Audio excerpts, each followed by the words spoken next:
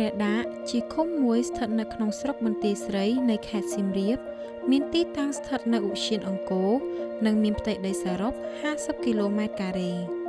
ឃុំព្រះដាក់មានប្រជាពលរដ្ឋប្រមាណ9748នាក់ដែលប្រជាជននៅទីនោះនិយមប្រកបរបរកសិកម្មនិងអាជីវកម្មធុនតូចហើយប្រមាណ25%ប្រកបរបរជាអ្នកលក់ដូរម្ហូបអាហារភូមិព្រះដាក់ជាតំបន់ទេសចរណ៍មួយដែលទទួលបានការចាប់អារម្មណ៍ពីភ្ញៀវទេសចរជាតិនិងអន្តរជាតិដោយសារតែរសជាតិនិងសោភ័ណភាពរបស់នំបញ្ចុកភូមិព្រះដាក់ត្រូវបានគេហៅថាជាភូមិនំបញ្ចុក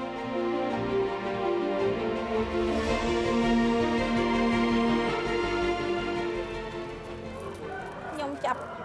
មុខរបរធ្វើនំបញ្ចុកនេះដោយសារនំបញ្ចុកជាផលិតផលបុរាណហើយក៏ជាមុខរបរដែលយើងបន្តជំនាន់ពីយាយតាយើងមកណាបងយើងបន្តធ្វើនំបញ្ចុកនេះរយៈពេល3ជំនាន់ហើយបងតាំងពីយាយខ្ញុំម៉ែខ្ញុំហើយរហូតដល់ខ្ញុំបច្ចុប្បន្ន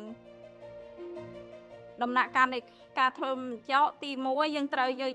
អង្ករដែលរឹងហើយយកមកលាងឲ្យស្អាតហើយយើងយកដាក់ត្រាំបន្ទាប់ពីដាក់ត្រាំនោះមកយើងមានដាក់ដូចជាអំបិលបន្តិចហើយនឹងទឹកមេនោះវារបៀបថាឧទាហរណ៍ថាយើងលាងអង្ករទៅវាមានទឹកដែលយើងលាងអង្ករនេះយើងផ្អាប់មកយប់ទៅវាមានជាតិជូរទៅយើងត្រូវយកអានោះអញធ្វើមេហើយបន្ទាប់មកទៀតយើងត្រូវយកអង្ករដែលយើងត្រាំមកយប់នោះយើងយកមកលាងឲ្យស្អាតហើយពេលដែលយើងកិនយើងមានដាក់អំបិលបន្តិចនិងបាយកកបន្តិចហើយបន្ទាប់ពីដែលយើងកិនបានជាទឹកម្សៅហើយយើងត្រូវយកទៅចម្រោះទឹកចេញឲ្យអស់ហើយវានៅសល់សាច់ម្សៅពេលនៅសល់សាច់ម្សៅនោះយើងយកសាច់ម្សៅនោះយកមកសូនឲ្យមូលដូចបាល់អីចឹងណាវាមានទំហំទូចទំហំធំបើសិនជាយើងស្ងោរអាទំហំទូចរយៈពេល15នាទីឬក៏ធំយើងតម្លើងនាទីទៅតាមនោះណាហើយបន្ទាប់ពីយើងស្ងោរហើយយើងស្រង់យកទៅបុកនឹងត្បាល់ក្តឿងណា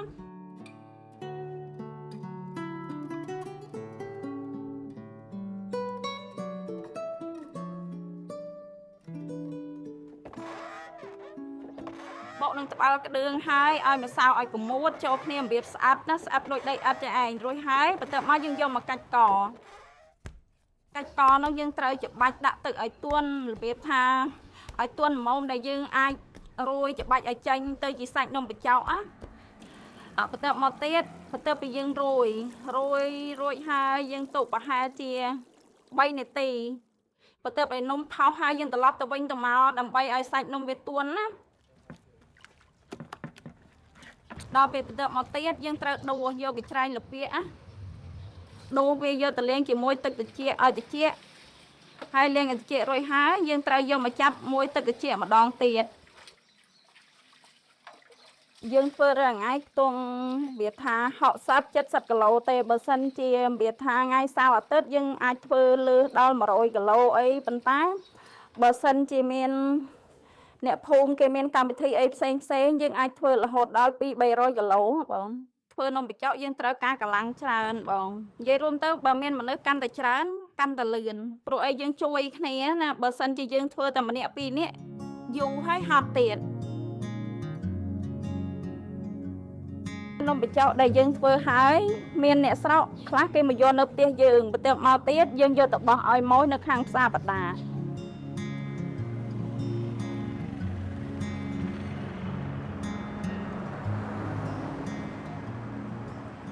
ដើមសាច់រឿងខ្ញុំមកនៅជាមួយអ៊ំចានៅជាមួយអ៊ំទៅដល់ពេលហ្នឹងគាត់ធ្វើនំធ្វើបបរអីដល់លក់តែចឹងឯងគាត់ណាតែខ្ញុំនោះនៅភូមិឯណោះទេ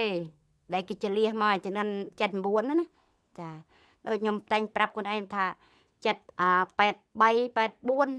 តែខ្ញុំមករស់នៅទីនេះមកហូបតែចំណាស់ជាងគេគឺនំបញ្ចុកសាឡោខ្មែរគេអត់រំលងបានទេចាមកដឹងតាគីរ៉ូចាចង់មកញ៉ាំចា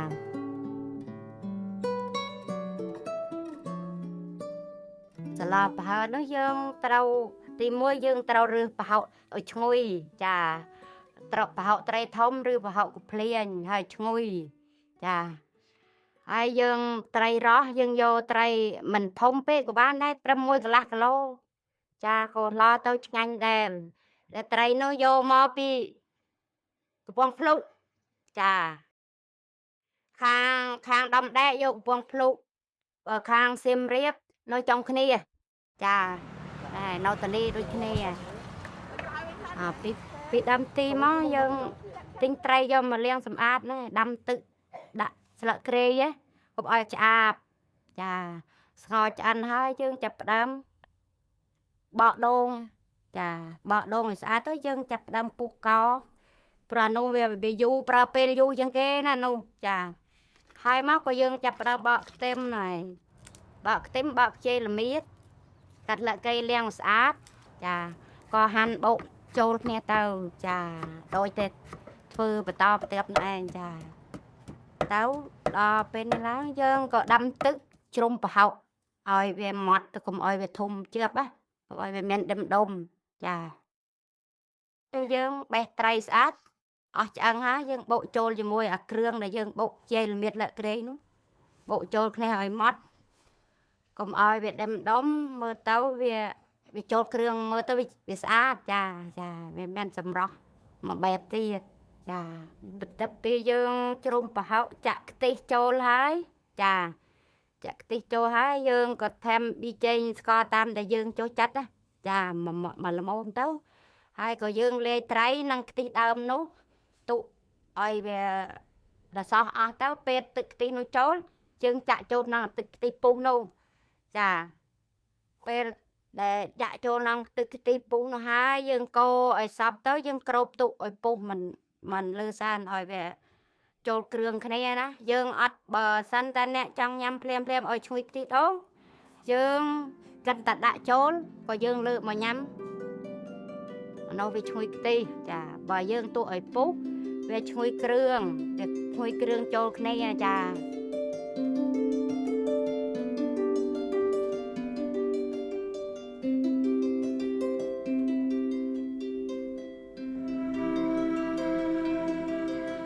ចាប់ពីទីជនបទមកដល់ទីប្រជុំជននំបញ្ចុកត្រូវបានបរិភោគនៅគ្រប់ទីកន្លែងទាំងអស់នៅជុំវិញប្រទេសកម្ពុជា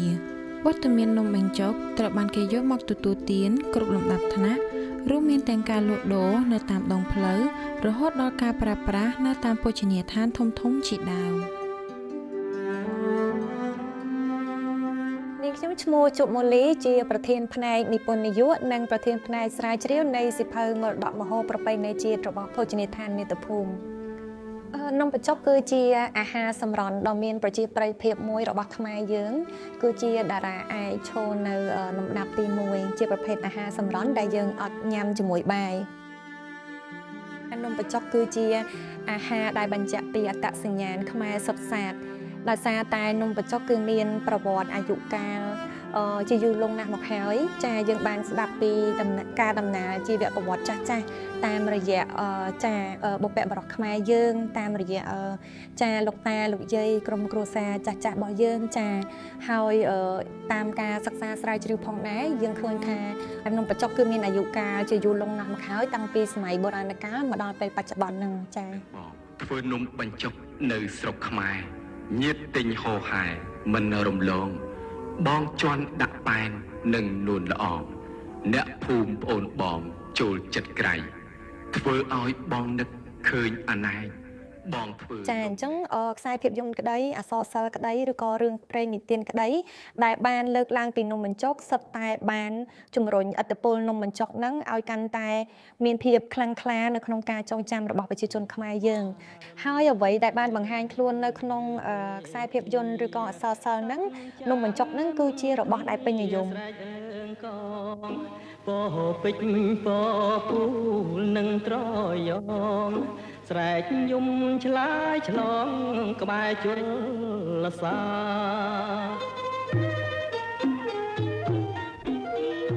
ពេលព្រឹកព្រះសង្ឃឆាន់បងតាមដើមទ្រូងចុកសូចូលមកហើយលៀងសបងឆាន់ស្លា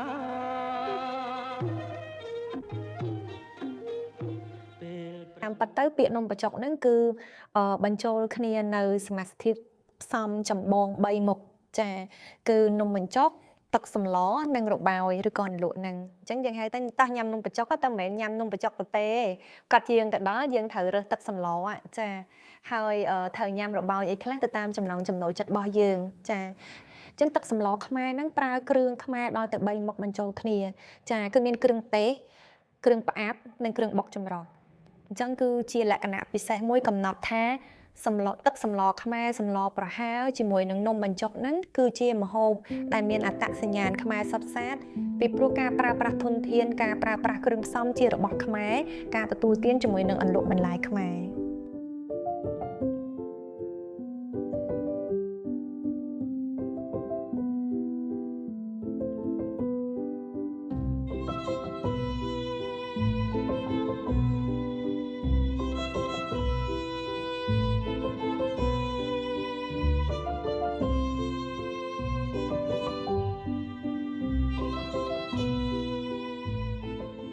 ប្រទេសខ្មែរយើងគឺសម្បូរទៅដោយធនធានធម្មជាតិនិងធនធានជីវៈចម្រុះបានមកពីទន្លេស្ទឹងបឹងបួរសមុទ្រព្រៃភ្នំតំបន់ខ្ពង់រាបនិងតាមតំបន់ភូមិសាស្ត្រផ្សេងៗហើយទីកន្លែងមួយដែលយើងកាត់ចំណាំនិងយើងទទួលស្គាល់ថាជាប្រភពធនធានសំខាន់ការផ្ដល់នៅជីវៈចម្រុះត្រីទឹកសាបជាច្រើនប្រភេទគឺនៅតំបន់អង្គរចាតំបន់អង្គរសៀមរាបចាមានទន្លេសាបអញ្ចឹងគឺខ្មែរយើងសម្បូរត្រីច្រើនប្រភេទហើយក៏ជាប្រភពនៃការផលិតប្រហុកផ្អកពីតំបន់សៀមរាបអង្គរផងដែរអញ្ចឹងប្រហុកគឺជាគ្រឿងផ្អាប់ដ៏សំខាន់និងចម្បងមួយរបស់ខ្មែរចាកំណត់ចង្អុលនៅរសជាតិនិងកំណត់នៅអត្តសញ្ញាណនៃទឹកសម្លខ្មែរដែលយើងត្រូវស្ងោរត្រីជាមួយនឹងទឹកប្រហុកคล้ายទៅជាទឹកសម្លឬក៏ជាម្ជូរអីផ្សេងៗនៅក្នុងមុខម្ហូបខ្មែរជាគោលខ្ញុំស្គាល់ទឹកសម្លប្រហើរឬហៅថាទឹកសម្លខ្មែរនិងសម្លការីចាការបបែកចេញនៅទឹកសម្លខ្មែរដែលយើងបរិភោគជាមួយនឹងនំបញ្ចុកហ្នឹងជាច្រើនទៀតមានដូចជានំបញ្ចុកទឹកត្រីផ្អែមនំបញ្ចុកទឹកកាពិនំបញ្ចុកទឹកប្រហុកនំបញ្ចុកទឹកខ្ជាយចានំបញ្ចុកទឹកត្រីណាំយ៉ាឬក៏នំបញ្ចុកទឹកម្ហិចជាដើមក្នុងការចងចាំរបស់ខ្ញុំតាំងពីតូចដល់ធំឲ្យតែមានការជួបជុំគឺឃើញមុខនិងវត្តមានរបស់នំបញ្ចុកចា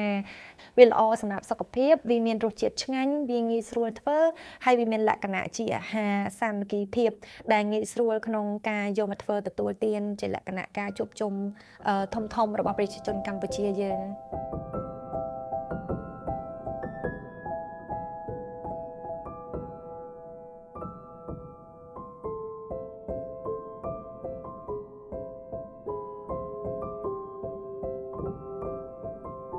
ហើយនំបញ្ចុកហ្នឹងយើងញ៉ាំម្នាក់ឯងអត់ឆ្ងាញ់ទេហើយផ្ដល់នូវការចងចាំមួយថាវាសប្បាយវាផ្ដល់នូវរសជាតិនិងបរិយាកាសមួយជាលក្ខណៈសាមគ្គីភាពយើងឃើញថានៅក្នុងសង្គមខ្មែរមានពិធីបុណ្យប្រពៃណីនិងបុណ្យសាសនាជាច្រើនបញ្ចុកគឺត្រូវបានប្រើស្ទើរតែគ្រប់កម្មវិធីធំៗហើយជាពិសេសហ្នឹងគឺមានវត្តមាននៅក្នុងពិធីបុណ្យដូនតាពិធីបុណ្យភូមិបុណ្យដាលៀនហ្នឹងចាបុណ្យសែនដូនតាហ្នឹងគឺអត់ដែលផ្លិចឬក៏អត់ដែលអវត្តមានមហូបនំបញ្ចុកហ្នឹងទេចាចំនួនទៅមកចំនួនคล้ายទៅជារបស់សំខាន់คล้ายទៅជាម្ហូបដែលมันអាចខ្វះបាននៅក្នុងពិធីបុណ្យទាំងនោះបើពិតប្រកមដែងសង្ឃដ៏ចម្រើនរីចង្ហាន់បណ្ដាបាតនៃយើងខ្ញុំទាំងឡាយคล้ายទៅជាម្ហូបមួយដែលយើងចំណាំថាខ្មែរយើងនិយមទទួលទានហើយคล้ายទៅជាអត្តសញ្ញាណឬក៏លក្ខណៈចំណាំមួយរបស់ខ្មែរយើង